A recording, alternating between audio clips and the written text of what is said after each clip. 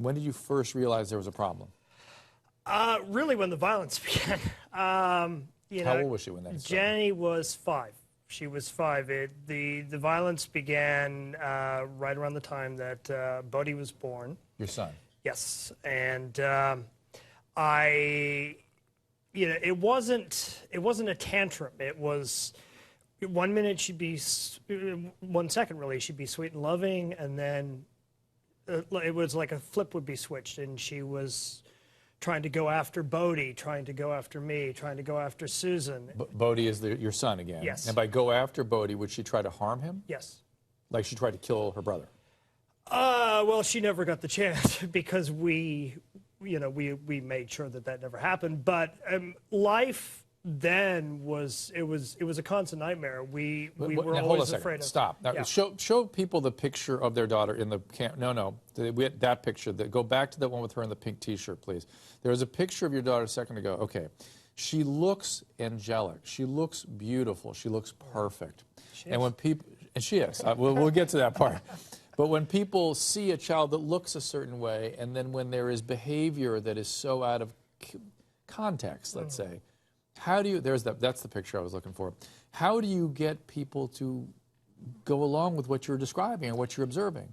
Was that difficult? It was very difficult because, she doesn't fit the model of what people have in their mind as being a schizophrenic. And I mean, first of all, a lot of people confuse schizophrenia with what they now call DID, dissociative identity disorder, or if they have an understanding of schizophrenia, okay, you see and hear voices, it's that person standing on the street corner raving to themselves, right. And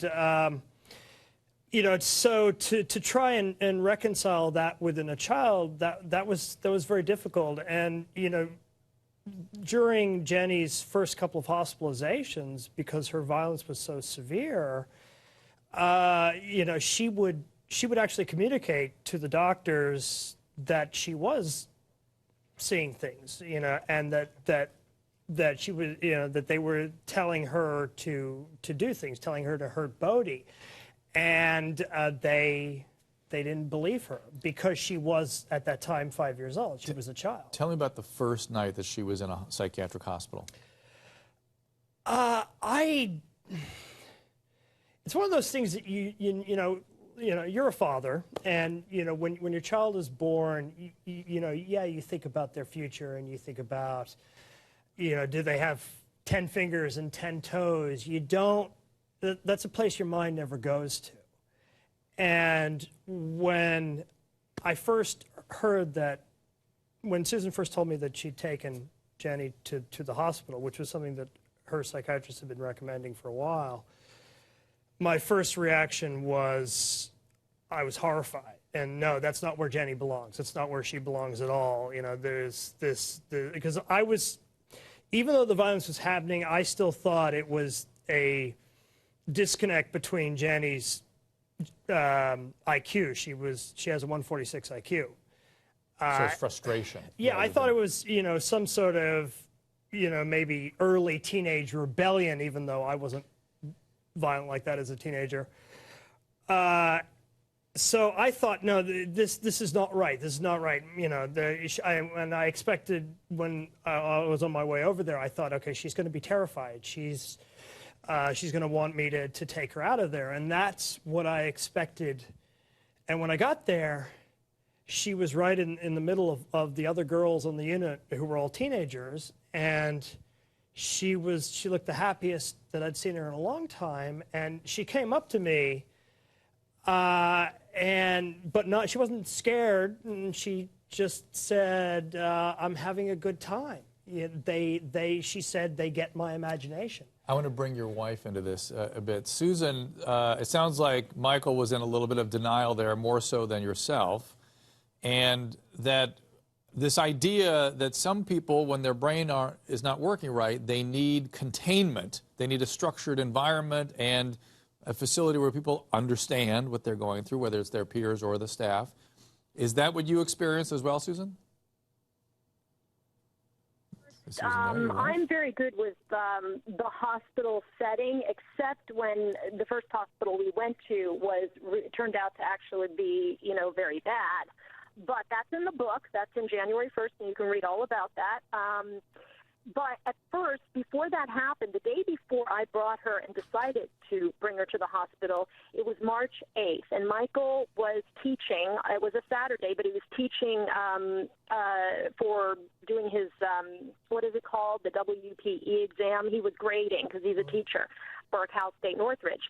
And so I had both kids with me, along with a nanny, because my mom knew the trouble that we were having with Janny at the time. So she actually paid for me to have a nanny along with me while Michael was teaching. So that way, he could still make some money, and I could get through the day. But what happened was when Bodie was starting to cry, Janny went after him in a way that frightened the nanny so much that she said, "You've got to call 911 right now."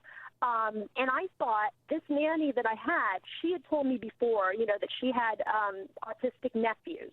So she'd seen all the meltdowns that could possibly be, and that's what I wanted. I wanted somebody who understood that, my child's this is not babysitting.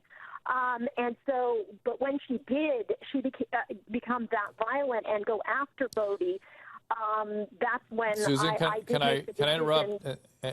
And you're describing terrible experiences, both of you, Michael, you too, and you're tearing up a little bit, or is that just the lights?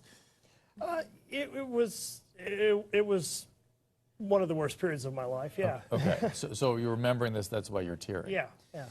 You both seem remarkably. He was at work on the Saturday, and then what happened was I go Susan, to Henry Susan, Mayo I'm sorry. Hospital. Susan, I'm sorry. I have to interrupt. We're running out of time here. I'm so sorry, but I just want to be clear on this. You both seem to speak about this, although you're getting emotional inside. You're able to say this, describe all this in a rather dispassionate